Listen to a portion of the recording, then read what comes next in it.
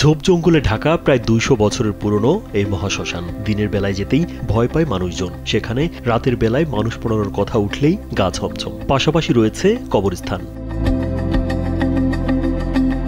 মৃত্যুর পরও এখানে ধর্ম বর্ণের ভেদাভেদ নেই। হিন্দুদের মৃতদেহ পোড়ানো হয় পাশে, আর মুসলমানদের দাফন করা হয় কয়েক গজ দূরে, যা চলে আসছে যুগের পর যুগ ধরে। রাত্রি অথবা দিনে আসলেও ভয় লাগে, কারণ এখানে কোনো সুরক্ষার ব্যবস্থা নেই। অনেক জঙ্গল হয়ে গেছে, পরিষ্কার করার মতন কোনো লোক নেই। কিন্তু সম্প্রীতির এই স্থানটি এখন হারাচ্ছে তার ঐতিহ্য। যাতায়াতের জন্য নেই কোনো রাস্তা। নিন মজাদার গোলমার্ক পপ, কুড়মুড়ে বাইটে ফুরফুরে লাইফ। নেই সীমানা প্রাচীর, আলো ও নিরাপত্তা ব্যবস্থা।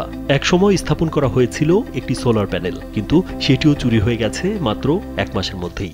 রাত্রে চোর ডাকাতের একটু উৎপাত বেশি। যদি সরকার এখানে প্রশাসনের একটু টহলের ব্যবস্থা করত, আমাদের অনেক সুবিধা হতো। এখনো কুপি জ্বালিয়ে হয় কালী পূজা আর শিব মন্দিরের প্রার্থনা। তবুও টিকে আছে এই স্থান মানুষের বিশ্বাস আর সম্প্রীতির শক্তিতে। আমাদের এখানে কোনো বিদ্যুৎ নেই, সোলারের লাইট ছিল। অনেক চোর এবং নেশাখোরের এখানে উৎপাত হয়। এখানে আইনের লোকের কোনো রকম তদারক নেই। বলছিলাম বগুড়ার নন্দীগ্রাম উপজেলার পূর্ব কুচাইকুড়ি মহাশ্মশানের কথা। উপজেলার ৭টি গ্রামের সনাতন ধর্মাবলম্বীদের দাহ ও সমাধি করার একমাত্র জায়গা এই মহাশ্মশান।